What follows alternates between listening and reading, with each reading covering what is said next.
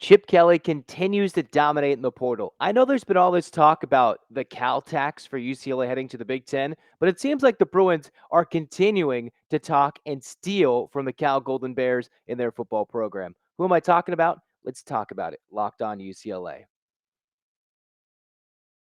You are Locked On UCLA, your daily podcast on the UCLA Bruins. Part of the Locked On Podcast Network, your team every day.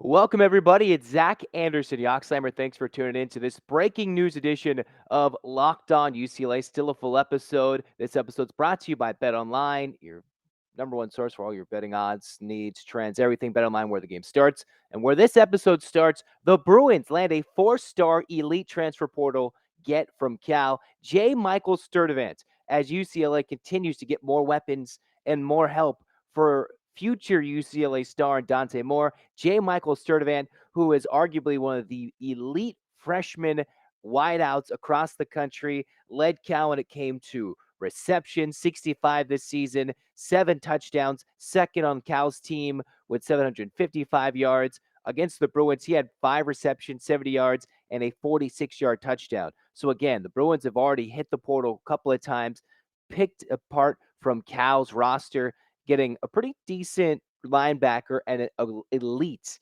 wide receiver in J. Michael Sturdivant, initially from Texas, transferring from Cal, and a 6'3" product that gives the Bruins a big receiver on the outside to go with someone who could be returning like a Cam Brown, a Titus Mokiao Atamalala. Is there someone else that's going to step up next year? Remember, the Bruins already have the Oregon transfer tight end in Moliki Matavao. So for UCLA, they continue to build in the portal. As Chip Kelly says, hey, we have an elite talent. And of course, the weekend after, Dante Moore puts on a show where, with elite talented players in the All-American Bowl, he goes, throws darts every which way. You know you need your extra weapons. You need special players around him. What did Caleb Williams have with USC on the outside against the UCLA secondary? Elite receivers, or Jordan Addison. You can go up and down the list in terms of guys who made big plays for USC against UCLA. So what do the Bruins do with a big-name quarterback recruit coming in? They go out and they say, hey, this is a guy who's in the portal. Let's pull out a J. Michael Sturdivant. I know some of you guys, even in the comments on the YouTube videos, were saying, hey, this is a guy UCLA should go get. Well, hey, an early boom this morning. Had to wait a couple of hours after the announcement that UCLA Bruins got the verbal.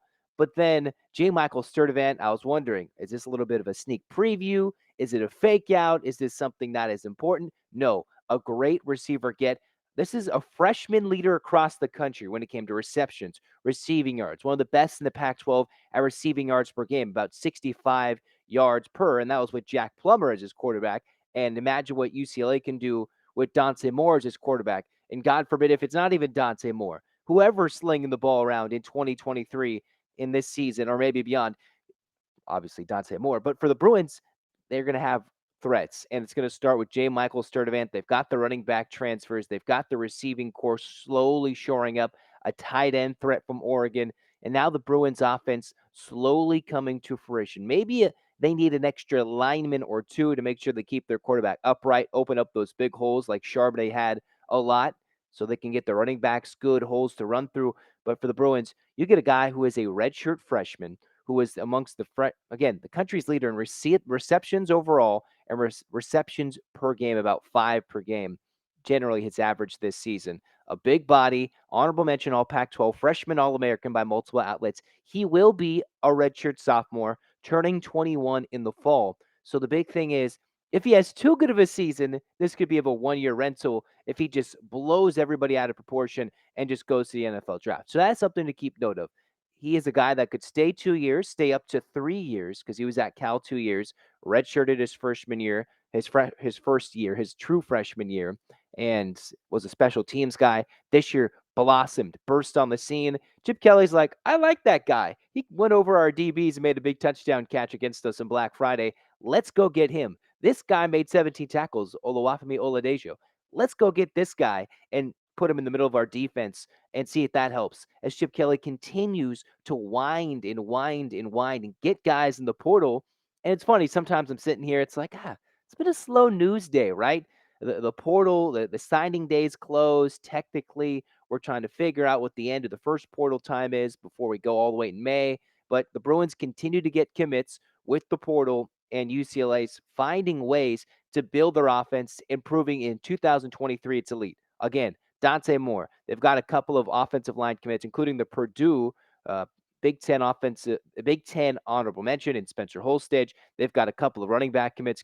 Carson Steele. You have Anthony Adkins. Both those guys compared with still Keegan Jones is supposed to return. TJ Harden's supposed to return. And UCLA has three pretty capable quarterbacks to choose from between Garbers, if and when he decides to go in the portal. At this moment, he is not. You still have the likes of a Colin Schlee who transferred over, and of course the one and only Dante Moore to come back with the receivers they have, the running backs, a couple of offensive linemen they have returning. One, two, maybe they need a couple of offensive linemen and hit in the portal or maybe get one last get to truly shore up this offense. But again, it went from maybe some question marks to the Bruins should average a similar style of in terms of yardage, 400 to 500 yards per game, right? So, something ridiculous. Yeah, and that total when it comes to points, 35. Could they even average, could they do something crazy like 40 points per game? Who knows?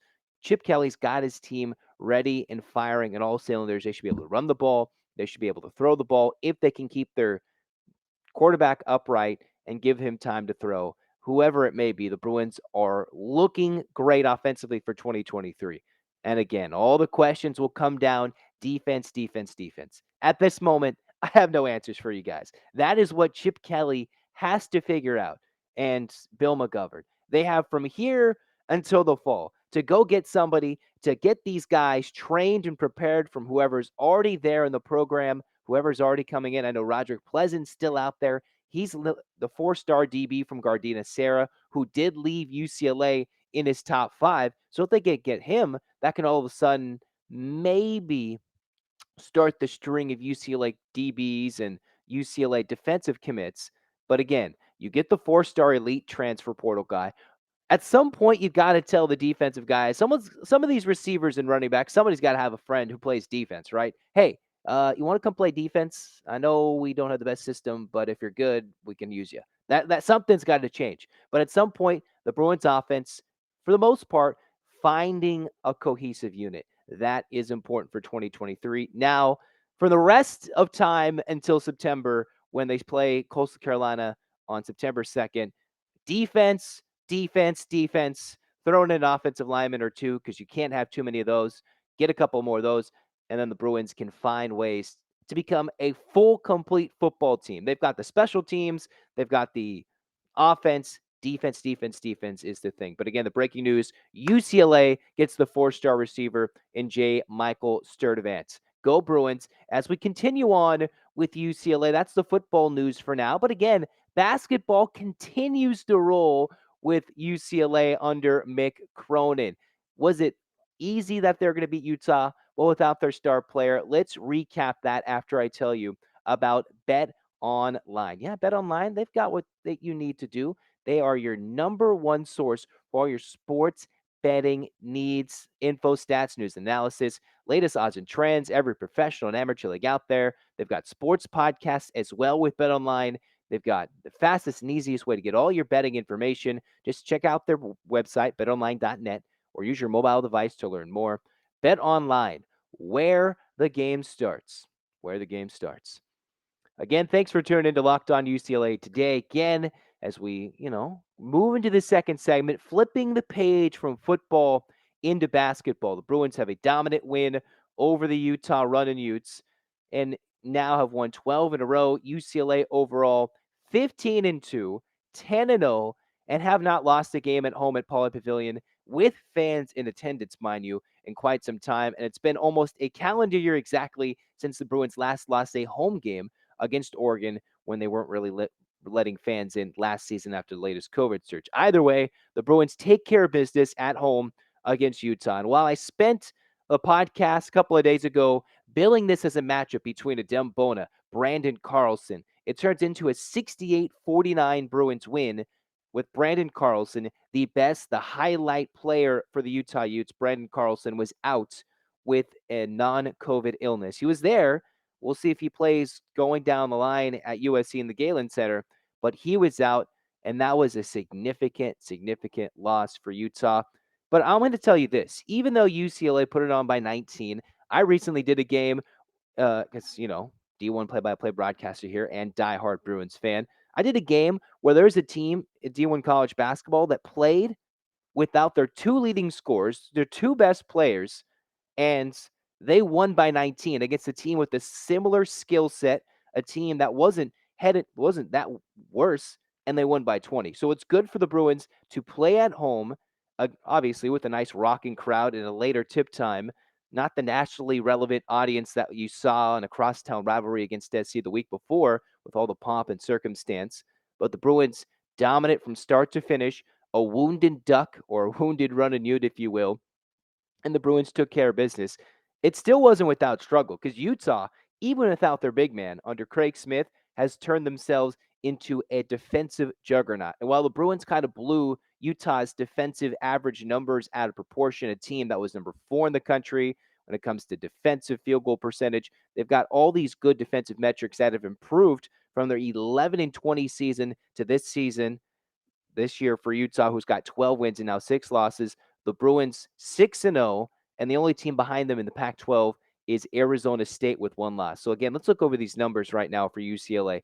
Again, it was a weird game. They didn't start on the hottest of stretches. They were down 4-0 almost 4 minutes in the game. It was 4-4 almost 6 minutes in the game. So it did take the Bruins a while to get their footing offensively because, one, it took a little bit. Jaime Jaquez Jr., I'm not sure if you're watching, listening to Josh Lewin on the radio, whether you're watching Bill Walton, Ted Robinson going crazy on Pac-12 Network, whenever there's a Bill Walton broadcast, it's always a pleasure, or some might say not so fun, but for me, it's a pleasure to watch Bill Walton broadcast. Either way, it was a key thing. Jaime Jaquez Jr. was closing in, not exactly on this game, but closing in on 30 consecutive games in his career with at least 10 or more points. This wasn't the 30th game, but he's at 27, 28 in a row, around that number, and he only scored 8 points.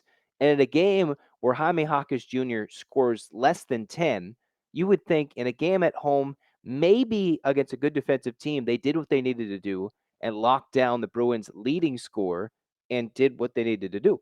No, UCLA won this game by 19 because Tiger Campbell shot 50% from the field, had 7 assists on 17 points, and only turned it over twice in 36 minutes played. And I know Mick Cronin wants to give his leading point guard and his leading man, his floor general, more time off the floor, but boy, oh boy, did he play fantastic. Adem Bona, the star. I've been talking about Bona, and he's well on his way to maybe another Pac-12 Freshman of the Week award, if not putting himself into clear candidacy 1A, 1B for Pac-12 Freshman of the Year. He has continued to play like this throughout the rest of the conference season, but Bona, 15 points, 8 rebounds in 25 minutes. And while he did have 4 personal fouls, got a block, got a steal, active defensively, getting the boards, getting those second chance opportunities for UCLA. And now, as Mick Cronin talked about in his pregame presser, how leading up to this Utah game, the Bruins need to be able to feed Adem Bona. They need to be able to find ways to pass in the post. And he's talked about how much skill it takes to get in the post. And while Tiger Campbell has that skill, not every player on the floor has the skill to pass it in the post. The Bruins have been feeding Bona more and more, including the big lob early in the bonus slam. 7 of 9 shootings, 15 points. That's exactly what the Bruins want. Mick Cronin has been saying, I want 10 rebounds from Bona a game, not just in 3 games, in 2 games, a game. And for the most part, he answered the bell. 15 points, 8 rebounds, albeit without the matchup nightmare that is Brandon Carlson for Utah. Yet UCLA did what they needed to do. Jalen Clark wasn't spectacular offensively, but he did have 11 points, 5 rebounds, and 3 steals. He's going to need to pick it up and try and break that single season record set by Tyus Edney, or even eclipse number 2 in Darren Collison. But if you're going to be a Final Four team, you need a defender like those 2 guys. Edney, a national champion, Collison, a multi Final Four participant, and the Bruins clearly have the guy who can score be elite defensively, and is probably going to get plucked off the Bruins roster and go get drafted in this upcoming NBA draft just because of his defensive intensity and his much improved offensive game. Again, Hawkes struggled to shoot the ball, but 12 rebounds, 6 assists. He was clearly all over the floor, even though his jump shot wasn't falling, banging down low, close to the post, close to the paint. That jumper wasn't falling. The Bruins were able to get more points from the bench.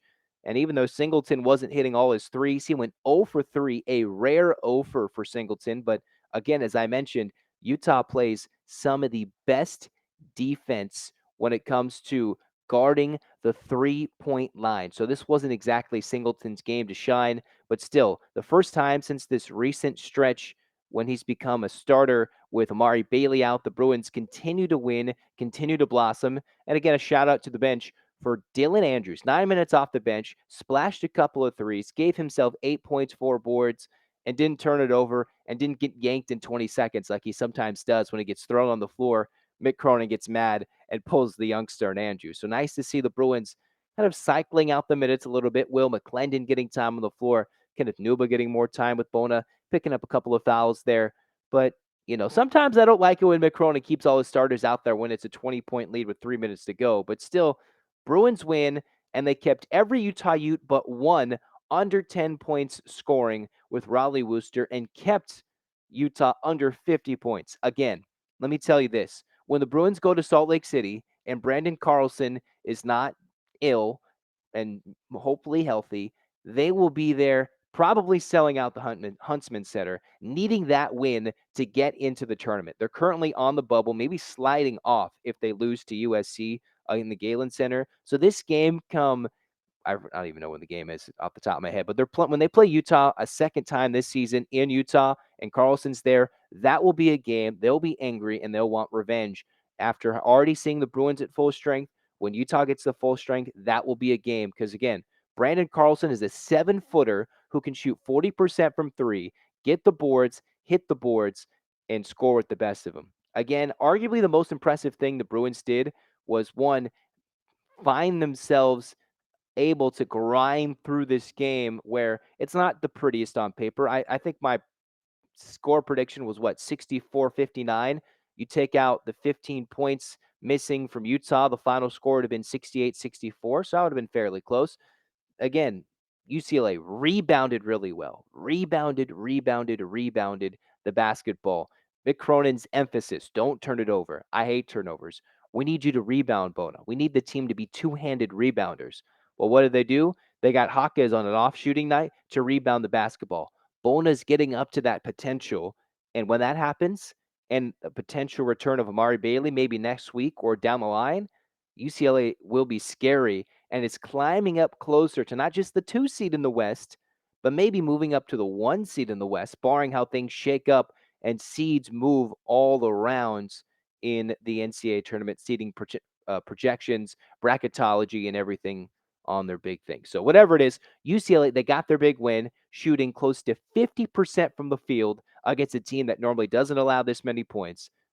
68, that's more than Utah's average given up. And then the Bruins were able to find ways to force their 16 turnovers, get their 8 steals, and out-rebound the Utes, a team who's now lost 2 in a row. And with Carlson out, the Bruins took advantage. I would have loved to see that Carlson matchup because the UCLA needs to see what it's like against a 7-footer who can go stretch the floor, hit a 3, and get down low and score. They'll have to wait until later in this season. But again, 14-2. It doesn't get any easier. Colorado's a team just around the corner that can give UCLA trouble. They played USC down to the final minute in the Galen Center, but UCLA has their work cut out for them this weekend against the Buffaloes. We will react to that after that game when they played against Colorado. And sorry, yes, I know we were a little late on the episode, but yes, the Bruins got themselves the dub. And no, we're not done today. No. An even bigger game, the biggest out of all of them, UCLA Stanford. The number 8 ranked Bruins take on the number 2 Stanford Cardinal tonight. The recording of this podcast, Friday the 13th. That means we're getting weird because UCLA, I'm saying it right now, they're going to go take it off and beat Stanford at home in Pauley Pavilion. An 8 p.m. tip for Corey Close's bunch against the Stanford team that's only lost once this year at home to South Carolina. UCLA this season, when fully healthy, mind you, has only lost once at South Carolina. Both teams blowing double-digit leads leads this to be an interesting matchup between the top 10 Bruins and the number 2 Stanford Cardinal as we transition into segment 3 of Locked On UCLA. Again, you're taking on a coach in Tara Vanderveer, who's pretty much the all-time winningest coach in women's college basketball history, over 1,100 wins, closing in on 1,200 wins for her. Former national team coach, a team that fairly recently, just a couple of seasons ago, won a national championship. UCLA has struggled recently, losing 4 of the last 5, 7 of the last 12 to the Stanford Cardinal, losing last year by nearly 30 points in Westwood for a team in UCLA that did not even make the tournament last year, had to settle for the WNIT. But Corey Close, with Charisma Osborne, with all the youth, with Bissoir, with Gabriella Hawkes, with Gina Conti, and lately London Jones, the Bruins have found themselves resurging also, just like the Bruin men were before last night, to a 14-2 start. Also, unbeaten at home. This, for them, 8-0, as the Bruins trying to find a way to upset the Cardinal. And here's a funny tidbit for you at home. I was looking at the research. Stanford all-time, yes, they've dominated this matchup, 66-27. However, the team who has beaten Stanford the most in their history is actually UCLA. Nobody's beaten Stanford more than UCLA. If you look at their game notes for the Stanford Cardinal, it's 27 losses to the Bruins are the most versus any team. The only problem is they've won 3 straight inside Pauley Pavilion. So what do the Bruins need to do with still probably a banged up Charisma Osborne after a 2 for 16 performance against USC?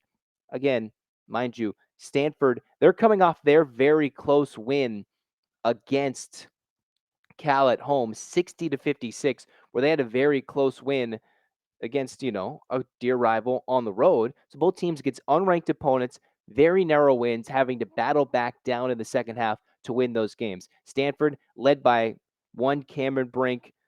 They have Haley Jones. Those are 2 players. Jones operating kind of like as a hybrid guard forward slasher who is bigger than most of your players and can still out-rebound you, but also can dribble it like a guard.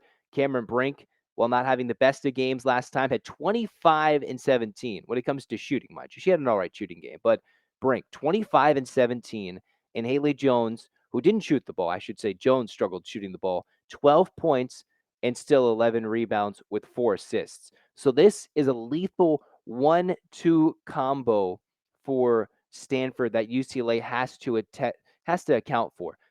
You go from Brink and Jones. If you can get them down the line, then maybe you can force the other Stanford players to shoot the ball. But between Jones and Brink, in their most recent game, those 2 accounted for 34 shots of the Cardinals' 62 against Cal. 12 of their 20 makes came from these 2 players. 37 of their 60 points against Cal came from these 2 players. So while you can go look at a Hannah Jump, even a Balibi off the bench, Tiana Leopolo, these are players who UCLA are going to have to stop down the line. But if anything, you want to force someone else to beat you. You have to stop Brink, stop Jones, and force them to be uncomfortable like the Cal Golden Bears did. Brink, 9 of 20, yes, but 17 rebounds. And like Haley Jones, she struggled, 3 of 14. The Bruins are going to have to, 1, not turn it over. Against USC, they had shot under 30% or close to 30% for a while for the game, turned it over, and that's not going to be a recipe for success. When they were beating South Carolina, they weren't turning it over. They're shooting at an efficient percentage, and they're rebounding the basketball. Again, those are the 3 keys to beat the Stanford Cardinal tonight. If you can limit one or the other, if not keep them average tonight between Brink and Haley Jones, and the Bruins, one, have to be a lot more efficient. You can't get down 13-15 to Stanford, and albeit this game at home, you can't expect that to happen and try and win this game. You can't turn it over 18 times and try to have a late come from behind effort. You need, especially with a very big, long, lanky Stanford team under longtime head coach Tara Vanderveer, you need to, 1, limit those turnovers. 2, hit the glass hard. Just dominate the boards. Dominate, dominate the board. Stanford had 46 rebounds to Cal's 37. What was the difference? Cal scored 4 second chance points. The Cardinals scored 16 second chance points. That is how Stanford came back to beat their bitter rival on the road against a 10-win Cal team. And Stanford's unbeaten in the Pac-12. If UCLA wants to compete to win the Pac-12 already with the road loss at Oregon State coming in the previous weekend earlier in the month of January with Charisma Osborne out, UCLA needs to hopefully, one, get a healthy Charisma Osborne, and then two, find players to help facilitate, get open options against South Carolina. The Bruins kind of just got hesitant. They stopped passing the ball. It seemed like they got stagnant and got afraid that they're up 10 and the Gamecocks went on a run.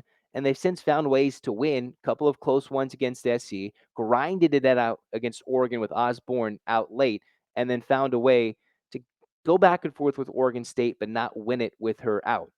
They found a way to beat SC, and you have to find a way to beat Stanford. And not only do you have to find a way, you've got to be a lot better than you've played the last 2, if not 3 games. You have to be how you were those first few quarters, how you were going to beat like a Tennessee. Go beat some teams and beat them like you did earlier this year when they go, I believe, in the Bahamas and they went on that tournament earlier this year around Thanksgiving weekend, and they played in the Battle for Atlantis, in Imperial Arena when they took down South Dakota State, Marquette, Tennessee.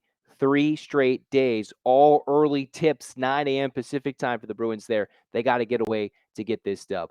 A win like this, and all of a sudden the Bruins could maybe be finding a way to slide up in the top 4 of the country, maybe get a top 4 seed, get it one of those 4 ones.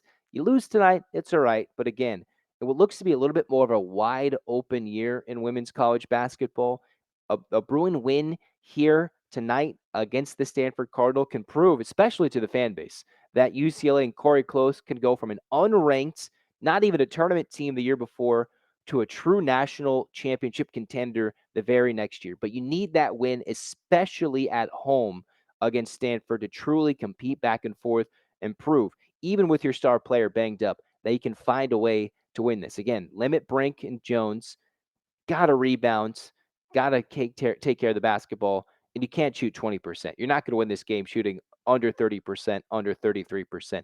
Got to be efficient to win the game. But that's going to do it. We'll react if the Bruins can come through and get that dub tonight against Stanford. Hopefully they do. In the meantime, thanks for making Locked On UCLA your first listen each and every day. It's free wherever you get your podcast. We'll make sure the family members aren't sick so we don't miss any more days of the podcast. But thanks for making this your daily home for UCLA content. Go make Locked On College Basketball your second listen. Heck, there's Locked On College Basketball and Women's Basketball. There's 2 shows. Go make them both your second listens. They're both equally impressive shows on the Locked On Podcast Network. For everybody, I'm Zach Anderson-Yoxsimer saying so long. Get your hands in the air, Bruins fans. 8 clap time, baby. And 1, 2, 3, 4, 5, 6, 7, 8. UCLA. UCLA, fight, fight, fight. Yeah, we're swinging our hands everywhere. I was trying to get an axe and chop down the tree. Go, chop down the tree. Let's go. UCLA, fight, fight, fight. Go Bruins. This has been Locked On UCLA. Go Bruins.